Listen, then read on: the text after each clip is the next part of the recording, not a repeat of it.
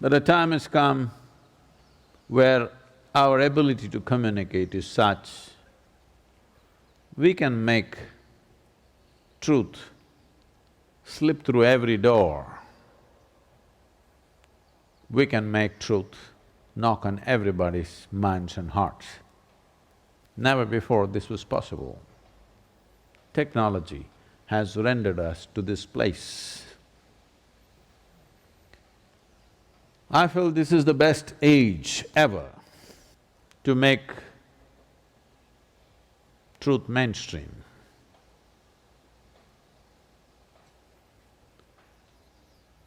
To be truthful, to aspire for truth, to seek truth. The main force on the planet,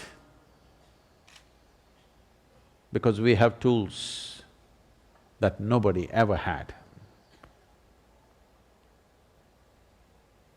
The first time in the history of humanity that even truth can be gossiped about.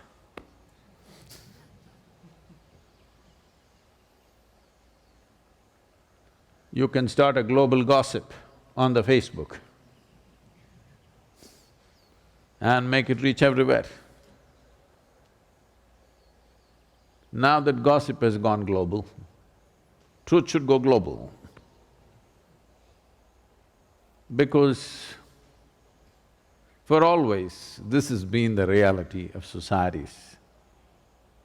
What happened in your house that nobody was supposed to know, the entire neighborhood knew somehow.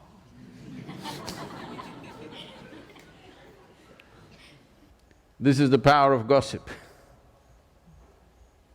The more you don't want it to reach your neighbor, for sure it'll go.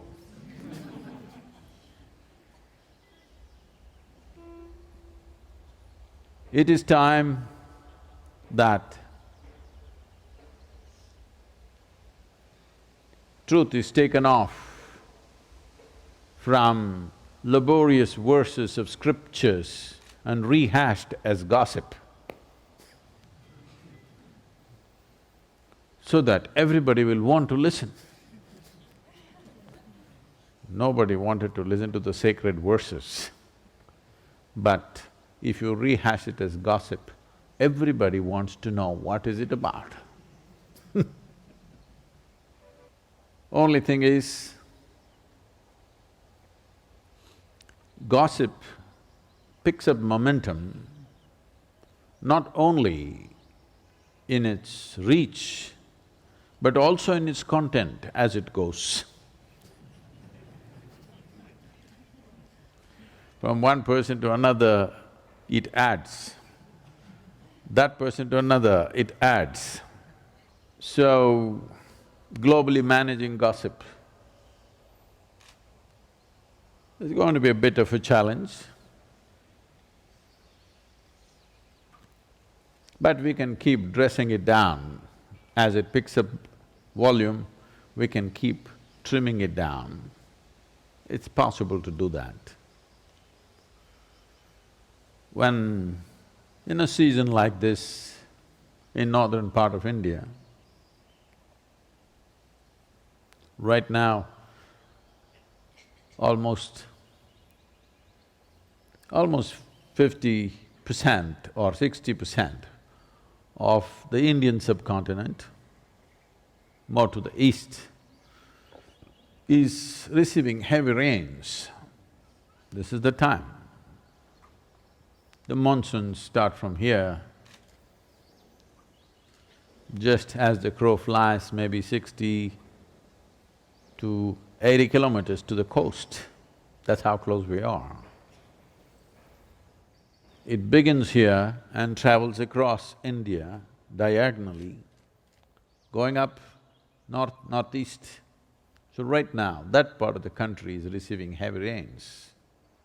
In a season like this, Gautama, the Buddha, with a large group of his disciples who was continuously traveling, made a rule that during the monsoon season, those 2.5 months, you can stay in the same place.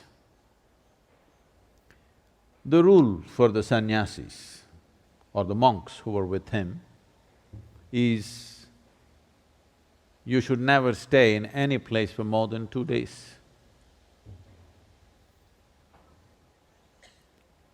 Normally, the monks were sheltered in many homes. So this rule he passed, more than 2 nights you don't stay in one house because it will be too much of a burden for the host. They are housing 10 people, you don't stay there for a month. 2 days, it should have been 1 day. 2, because you have walked a long distance and come. Bit of recovery time. But during the monsoon season, he said, up to 2 to 2.5 months you can stay in one place because walking through the jungles of that region during the monsoon season would be treacherous and many would lose their lives. So this is a time like that, they stayed in a large town and they were spread across in many homes. The monks went out to get their alms from the people. Ananda or Ananda Tirtha, as he was known, who happened to be Gautama's elder brother before his monkhood, went out and there was a courtesan or a prostitute in the town. She gave him alms, looked at him, a handsome young man, tall and straight. She said, "I hear that monks are looking for shelter in many homes. Why don't you come and stay in my house?" Ananda said, "I have no issue, but I must ask the Buddha as to where I should stay." Then she became really taunting. She said, "Oh, you're going to ask your guru? Go and ask him, let's see what he says." So Ananda brought what he had collected for the day.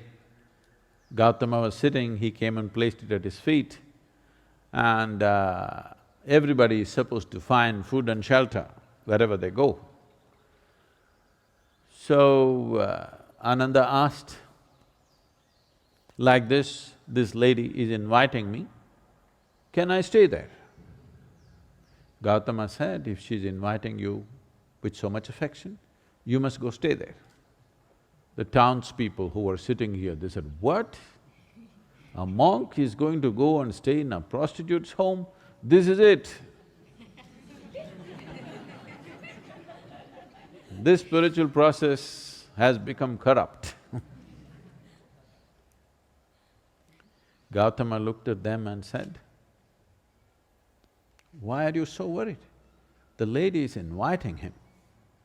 Let him stay, what is the problem?" They all started getting up and started shouting. He said, "Wait. I am on this path because I see this is the most powerful way to live.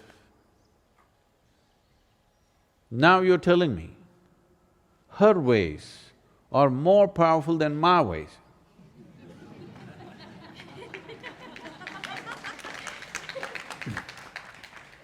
If that is the truth, I will also go and join her. I'm here because I see this is the most precious and powerful way to exist. If you think her ways are better than mine, I should also go and join.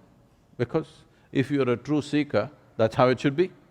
If you found something much higher, you go for that." Then people shouted and many of them, of course, leave. Then Ananda went and stayed with her. Monsoon time, Because of rains, it gets cold. Monk is wearing a thin habit. So she gave him a nice silk wrap. He covered himself. Then people saw, see, he's gone. She made nice cooking and gave it to him. He ate. Then in the evening she danced for him. He sat, watching very carefully, with utmost attention. Then when they heard the music, this is it, finished.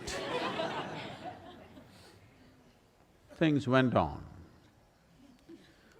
When the time was up, when the rain stopped, when it's time to move, Ananda came to Gautama along with a female monk.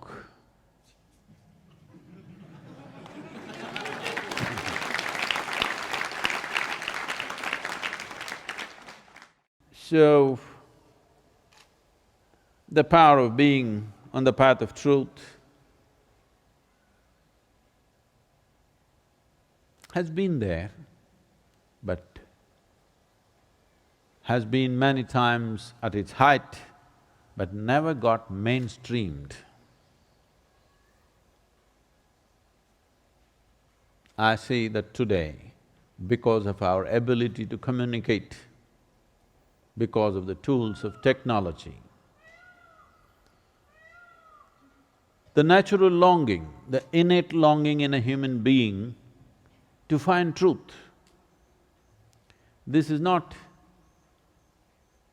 a thought thing. This is not something that been taught to people that you must seek truth. It is natural for human intelligence to seek what is highest. If you are given an option, any human being, given an option, either to be here or there, he will always say, I want to be there. Right now he may be caught up here, but aspiration is to go to whatever is the highest. It is just that we have to show him that there are better highs than getting drunk, there are better highs than drugs, there are better highs than being caught up in social drama, there are better highs than being better than someone else. We just have to show it to him, we have to make him understand there is a better high. Forever, many sages, saints, yogis, gurus have been doing this, but as I said, they were gentle people. They didn't have a voice like me.